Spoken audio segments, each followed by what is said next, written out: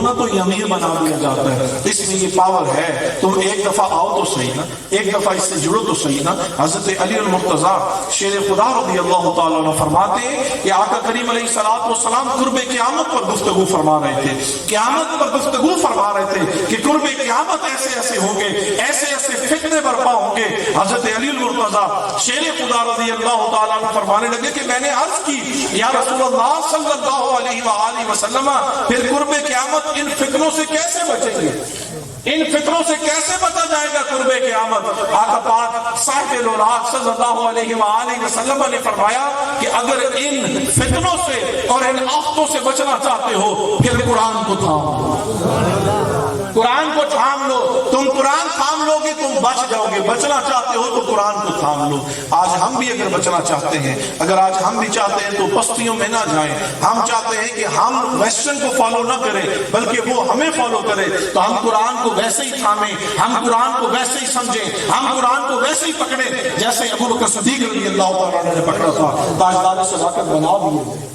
جیسے سیدنا عمر فاروق رضی اللہ تعالیٰ عنہ نے۔ دیکھے گا زمانہ ہے، اور یہ وہ زمانہ ہے کہ جس کے اندر خواتین بھی مسجد کے اندر نماز ادا کیا کرتی تھی، خواتین بھی آیا کرتی تھی۔ یہ زمانہ فاروقی کی بات کرو، اس کے بعد یہ ٹرینڈ ہوا، اس کے بعد کہا کہ نہیں، یہ خواتین اپنے گھر میں نمازیں ادا کیا کریں، مسجد کی طرف رخ نہ کیا کریں۔ تو یہ وہ زمانہ تھا۔ ایک اسی طرح ہی ایک وقت آیا زمانہ فاروقی کے اندر کہ وہ، اور یہ آپ نے بارہا مرتبہ علماء سے سن رکھا ہے یہ واقعہ، لیکن میں بتانا چاہتا ہوں کہ قرآن کریم میں پاور کتنی ہے، یہ قرآن ہے کیا، اس کی کشش ہے کیا، اس کی چاشنی ہے کیا، یہ کتنی عظمت والا ہے، یہ کتنی بزرگی والا ہے، یہ کتنا شفا والا ہے، یہ کتنا حیا والا ہے، یہ کتنا کرم والا ہے، یہ کتنا وفا والا ہے، یہ کتنا سخا والا ہے۔ یہ بتانا چاہتا ہوں کہ یہ دیکھیں یہ زمانہ ہے، اور اس وقت نماز ادا کی جاتی تھی، خواتین مسجد کے اندر آ کے نماز ادا کر رہی ہیں۔ جاتے جاتے ایک شخص نے لڑکی کو دیکھا، فدا ہو گیا اور پیچھے پیچھے آتا رہتا، پیچھا کرتا رہتا۔ ایک دن اس خاتون نے اس کی طرف دیکھا، اور کیا تمہارا مقصد کیا ہے، تمہارا مقصد کیا ہے، کیوں میرے پیچھے پیچھے گھومتے رہتے ہو؟ تو اس نے اپنا ارادہ بتایا، کیا تجھے پانا چاہتا ہوں، اس کے لیے کچھ بھی کرنے کو تیار ہو، اسی لیے دن رات صبح شام تیرے پیچھے پڑا ہو۔ کہا کہ اچھا تو مجھے چاہتا ہے، چل میری پھر ایک چاہت پوری کرے گا، مجھے چاہتا ہے میری ایک چاہت پوری کرے گا۔ کہا تجھے چاہتا ہوں، تو جو کہے تیری ہر چاہت پوری کروں گا، تو ایک کیا جو چاہ میں وہ کرنے کو تیار ہوں۔ تو جواب سنو ان کا جن کے اندر قرآن اترا ہوتا ہے، جواب سنو ان کا۔ اس خاتون نے کہا، رسول اللہ صلی اللہ علیہ وآلہ وسلم کی اس خاتمہ نے کہا، سیدنا عمر فاروق رضی اللہ تعالیٰ عنہ کے پیچھے نماز ادا کرنے والی اس کے نیز نے کیا کہا کہ ٹھیک ہے، صرف میری چاہت یہ ہے کہ تو صرف 40 دن نمازیں عمر فاروق کے پیچھے ادا کر،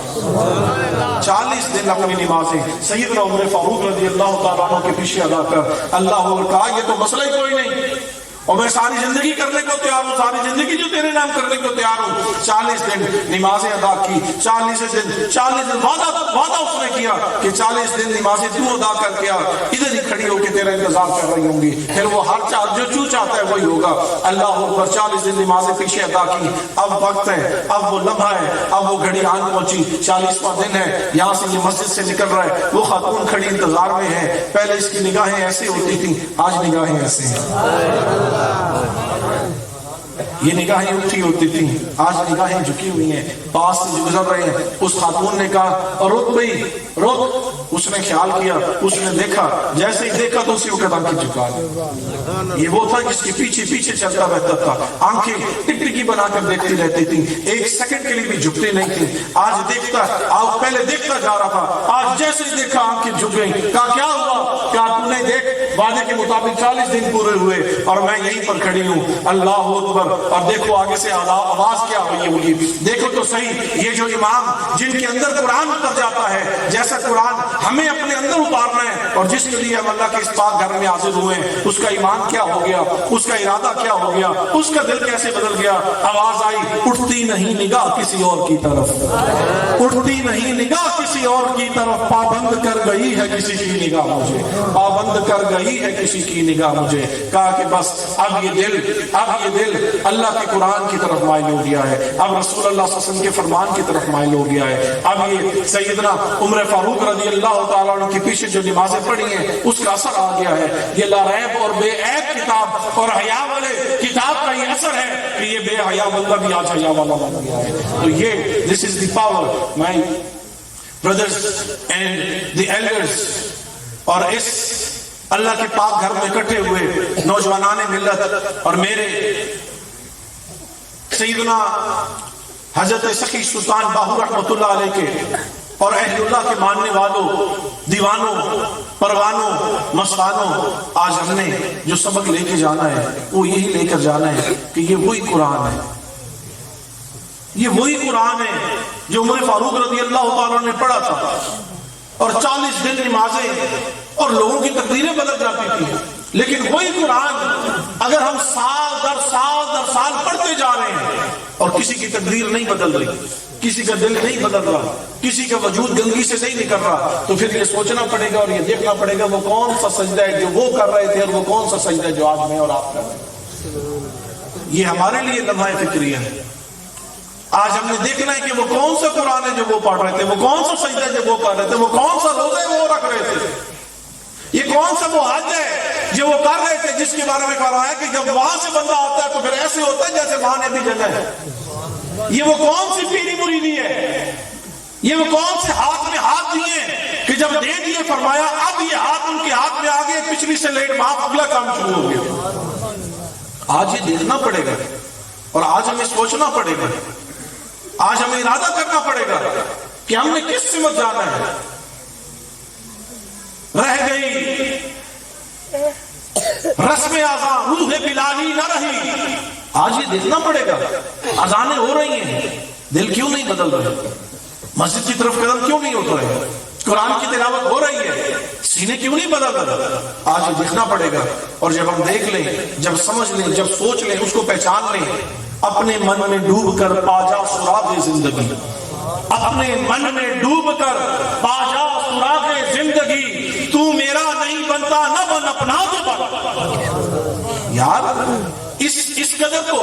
اور بھائی دیکھو یہ جو علم، عمل، محبت، عشق، عقل، یہ ساری چیزیں، کوئی کسی کی بات کر رہا ہے، کوئی کسی کی بات کر رہا ہے، کوئی کسی کی بات کر رہا ہے۔ ایک چیز آپ سمجھ لیں، قرآن پڑھو، اللہ کا ذکر کرو، روزہ رکھو، حج کرو، یہ سب کچھ کرو، لیکن ایسے نہ کرو جس کے بارے میں میرے باہو نے فرمایا کہ تسبیح پھری پر دل نہ پھرے۔ تسبیح پھیرو، پھر وہ تسبیح پھیرو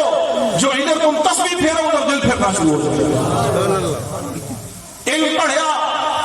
اور ادب نہ سیکھیا کہ لینا اس علم کو پڑھ کے ہو، یہ کون سا علم ہے جسے تو بھی حاصل کر رہا ہے، جسے میں بھی حاصل کر رہا ہوں۔ میں ڈاکٹر بھی بن گیا، میں انجینئر بھی بن گیا، میں سائنٹسٹ بھی بن گیا،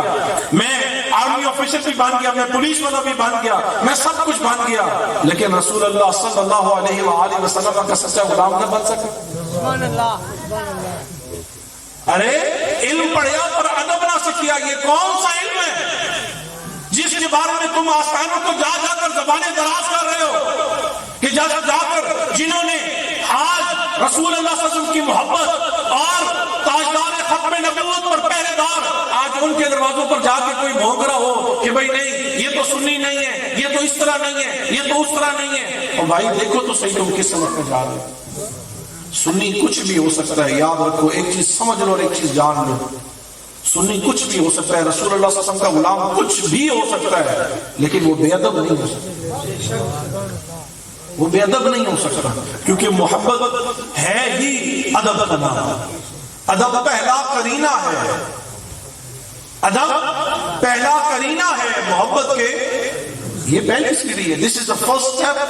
that we have to take if we claim that we love رسول اللہ صلی اللہ علیہ وسلم۔ یہ آج میرا اتنا بڑا کام کہ میں رسول اللہ صلی اللہ علیہ وسلم کا غلام ہوں، میں ان سے محبت کرتا ہوں، میں ان کی غلامی کے لیے کچھ بھی کرتا ہوں۔ جب ادب کی باری آ جائے تو نہ والدین کا ادب، نہ اساتذہ کا ادب، نہ بزرگوں کا ادب، نہ پیران نظام، نہ علماء، کچھ بھی نہیں، کسی کا بھی ادب نہیں، تو پھر وہ علم تیرے اور تیرے کس کام آیا؟ اس کے لیے پتہ کیا کرنا پڑتا ہے؟ جاگ لگوانی پڑتی ہے۔ اس کے لیے جاگ پانا ضروری ہے. جاگ بنا دودھ جمدے نہ سونا باہو.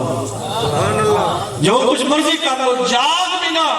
دودھ جمدے نہ سونا باہو. باوے لال ہون کر کے ہو, قرآن تم پڑھتے رہو, لیکن تب تک جب تک جاگ رسول اللہ صلی اللہ علیہ وسلم کی نہیں لگے گی, ابو بکر صدیق نہیں پہنچ سکتے, عثمان غنی نہیں پہنچ سکتے, علی مرتضیٰ نہیں پہنچ سکتے. نعرہ تکبیر, نعرہ رسالت, نعرہ تحقیق, نعرہ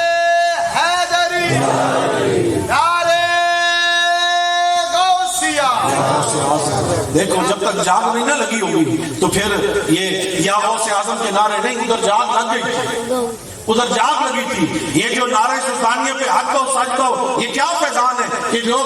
بازاروں سے گزر رہے ہوتے ہیں, کافر بھی گزر رہے تو دیکھ رہے اور کلمہ پڑھنا شروع ہو گئے. کیا جاگ لگ گئی تھی,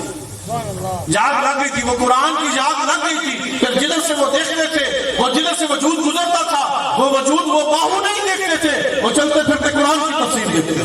وہ ادھر کا نور تھا کہ بس جس کے سامنے آ جاتا تھا وہ چلتے پھرتے حروف تھے, وہ کلمہ پڑھ لیتا تھا کہ پتا تھا کہ لا ریب اور بے عیب کتاب اس کے اندر سمائی ہوئی ہے. اگر آج میرے بھی جتنے یہ رسول اللہ صلی اللہ علیہ وسلم کے غلام جنہوں نے قرآن کو اپنے اندر پرویا ہے, جنہوں نے قرآن کا حسن اپنے اندر سمیٹا ہے, اتنے حسین بن جاؤ, اتنے حسین بن جاؤ, ایسے رسول اللہ صلی اللہ علیہ وسلم کے غلام بن جاؤ, اور ایسے قرآن کریم کے قاری بن جاؤ, اور ایسے حافظ بن جاؤ کہ مزہ آئے کہ تم جہاں سے گزرو وہ جگہ تو خوشبو والی ہو ہی ہو, لیکن جس وجود سے تم لگ جاؤ اس میں سے بھی مدینے والے کی خوشبو آنا شروع ہو جائے, اس میں بھی سے بھی رسول اللہ صلی اللہ علیہ وسلم کی غلامی کی خوشبو آنا شروع ہو جائے, اس میں سے بھی تمہیں عطر لگایا ہو یا نہ لگایا ہو, وہ قرآن کی خوشبو ہی ایسی ہو کہ تم جدھر سے جاؤ راستے بتا دے کہ یہ کیا کر گئے. یہ جتنے علماء کے پاس بیٹھنے والے, خدا نہ ان کے پاس بیٹھا کرو, اپنی مسجدوں کو آباد کرو تاکہ تمہارے اللہ دل کو آباد کرے. اپنے اس قرآن کو کھولو جس کو تم نے الماری میں بند کر دیا ہے. یہ قرآن ہے جس نے تمہیں شفا بھی دینی تھی, جس نے تمہیں وفا والا بنانا تھا, جس نے تمہیں سخا والا بنانا تھا, جس نے تمہیں عطا والا بنانا تھا, جس نے تمہیں حیا والا بنانا تھا. تم نے اس کو باندھ کے اپنے کمرے کے اندر اونچی جگہ پہ تو رکھ دیا ہے, لیکن قرآن کا مقصد پتہ کیا تھا؟ اسے اونچی جگہ پر اتار کے اپنے سینے سے لگا کر چوم کر اسے پڑھتے نا تو اس نے تمہیں اونچائی پر پہنچانا تھا, اس نے تمہارے وجود کو عزت والا بنانا تھا, تمہیں اونچا کرنا تھا. اور آج تم نے اسے سجا کر رکھ دیا ہے. اس کو ادھر نہیں سجاؤ, اس کو اپنے دل پر اور ہونٹوں پر لگاؤ تاکہ ہر زبان پر پھر تمہارا ہی تذکرہ ہو, ہر زبان تمہارا گن گائے. کیونکہ یہ قرآن میں یہ پاور ہے, یہ قرآن میں پاور ہے کہ جس کے لب پر آ جاتا ہے پھر وہ چاہے فرید ہو, جب وہ مٹی کو حکم دیتا ہے نا, یہی قرآن مٹی پر پڑتا ہے تو اسے بھی اللہ سونے میں تبدیل فرما دیتا ہے. یہ قرآن کی پاور ہے. آج کہتے ہیں کہ ہمیں ولی اللہ کے, ہمیں یہ صرف کرامتیں سناتے رہتے ہیں, ہمیں یہ صرف کرامتیں ہم نہیں سناتے, ہم تو صرف اللہ سبحانہ و تعالیٰ کی سنت پوری کر رہے ہیں. اگر کرامت کا ذکر قرآن میں نہ ہوتا تو ہم کبھی کرامت کی قائل نہ ہوتے. ارے قرآن سارا کرامتوں سے بھرا پڑا ہے. یار رسول اللہ صلی اللہ علیہ وسلم کے غلام تو غلام ہیں. آج قرآن یہ کہہ دے 19ویں پاری کے اندر وہ تخت بلقیس, وہ دیکھو نا حضرت سلیمان علیہ السلام کا وہ ایک امتی تھوڑا سا نالج ہو اور وہ اتنا بھاری بھرکم تخت, اور اللہ قرآن میں فرما دے, اللہ پاک وہ کرامت بیان کر رہے ہیں حضرت سلیمان علیہ السلام کے ایک امتی کی ہے کہ اتنا بھاری بھرکم تخت لا کر پلنگ جھپٹنے سے پہلے ان کے سامنے پیش کر سکتا ہے. اگر وہ کر سکتا ہے تو پھر میرے باہو بھی بھٹکے ہوئے کو اور راستہ بھولے ہوئے کو مدینے پہنچا سکتے ہیں کہ میرے باہو.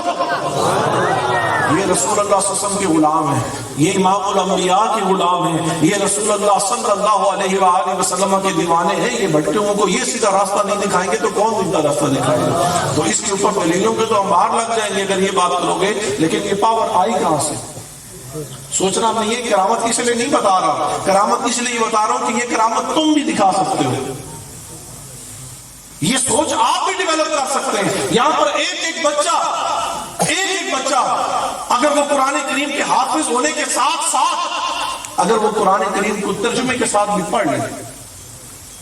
حفظ تو اس نے کر لیا ہے, لیکن وہ قرآن کریم کو ترجمے کے ساتھ بھی اگر پڑھ لے, رب کعبہ کی قسم زندگی گزارنے کا ڈھنگ آ جائے,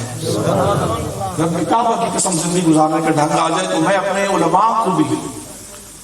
میں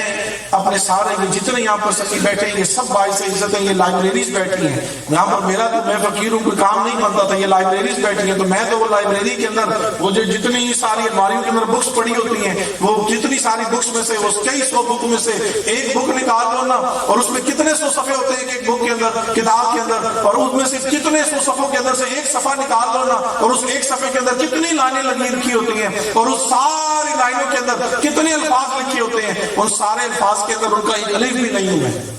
ایک الف بھی نہیں ہوں میں۔ وجہ یہ ہے کہ میرے باہو نے یہ پڑھایا ہے سبق، میں نے سونے پیر پڑھایا، باہو میں سدا سواگت ہوئی ہوں، یہ انہوں نے پڑھایا ہے۔ سبق کیا دیا ہے کہ نہ میں سیر نہ پاک چٹاکی نہ پوری سرسائی ہوں۔ آج 8 سال 9 سال دورہ حدیث کر کے میں کہوں کہ بھئی میرے سے بڑا عالم کوئی نہیں ہے، تھوڑا آگے چلا جاؤں تو میں کہوں کہ میں نے اب اتنے سال کر لیے میرے سے بڑا مفتی کوئی نہیں ہے، اور میرے وہ لجپال باہو کہیں کہ نہ میں شیر نہ پاک چٹاکی نہ پوری سرسائی ہوں، نہ میں تولا نہ میں ماشا ان گھر رتیاں تے آئی ہوں، رتی ہوا وجرتیاں تلا پھر بھی پوری نہ ہی ہوں، سب ناب تول پورے حسن سونا حضرت باہو جدو ہوسی فضل الہی۔ یہ تبھی ہونا ہے جب اللہ کا فضل ہونا ہے، جب رب کا قرآن سمجھ میں آنا ہے۔ اللہ کا فضل تبھی ہوگا نا جب رب کا قرآن کھلے گا، وہ نور بن کے اندر اترے گا، پھر جب نور بن کے اندر اترے گا جن جگہوں پہ جائیں گے وہ جگہ بھی نور و نور ہو جائیں گی۔ اللہ سبحانہ و تعالیٰ ہمیں سمجھنے کی توفیق عطا فرمائے۔ مجھے یہ پتا نہیں تھا کہ ٹائم اتنی جلدی سمٹ جائے گا، میں بہت سارا کچھ ہنٹس بنا کر لایا تھا، میں پوائنٹس بنا کر لایا تھا، لیکن مجھے یہ حکم ہوا ہے کہ آپ نے 10:30 بجے گفتگو کو ختم کر کے، مجھے تو یہ کہا گیا تھا کہ 10:30 بجے انشاءاللہ العزیز دعا ہو جانی چاہیے، تو میں اب وہ بھی نہیں، میں یہ نہیں چاہتا کہ کیونکہ اب آپ آ گئے ہیں تو میاں محمد بخش صاحب رحمۃ اللہ علیہ کو یاد کرتے ہوئے آپ لوگ کہہ رہے ہو بھائی رو آکھے اج رو محمد ہے آئی جان شکنجے اندر جیویں ویلنے دے وچ گنا، رو آکھے اج رو محمد تا میں منو تینوں منا، تو ایسا نہ ہو آپ ادھر اللہ کے گھر میں بیٹھ کر یہ کہہ رہے ہو، لیکن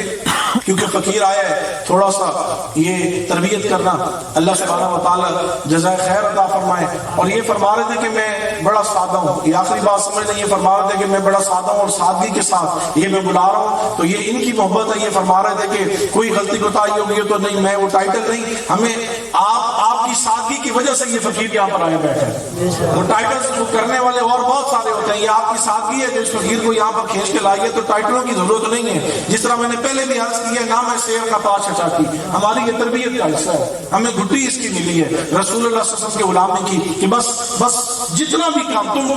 جب تم نیچے ہو جاؤ گے نا، جب تم نیچے ہو جاؤ گے اوپر والا تمہیں اوپر کر دے گا، تم جتنے جھکتے جاؤ گے نا، تم جتنے جھکتے جاؤ گے وہ تمہیں اتنا ہی آگے لیتا جائے گا۔ دنیا والے سمجھیں گے نا یہ ڈر گیا ہے، وہ ادھر کہہ رہا ہوگا ہنس رہا ہوگا یہ ڈر گیا ہے، ان کو کیا پتا، ان کو کیا پتا۔ تو یہ درس ہے، اللہ سبحانہ و تعالیٰ کے سمجھنے کی توفیق عطا فرمائے۔ جتنے آپ علماء مصطفیٰ صلی اللہ علیہ وسلم آئے بیٹھے ہیں، اللہ پاک سب کو ڈھیر برکتوں سے نوازے، اللہ پاک عزتوں کی، مالوں کی، جانوں کی، ایمانوں کی رکھوالی عطا فرمائے۔ اپنے آپ کو اللہ سبحانہ و تعالیٰ کے پاک کلام سے، قرآن سے اور رسول اللہ صلی اللہ علیہ وسلم کی محبت سے اپنے آپ کو، اپنی اولادوں کو، اپنے گھر والوں کو جوڑے تاکہ اللہ کی ساری رحمتیں آپ سے جڑ جائیں۔ اب انشاءاللہ العزیز حفاظ کرام جن کی انشاءاللہ ناظرہ والے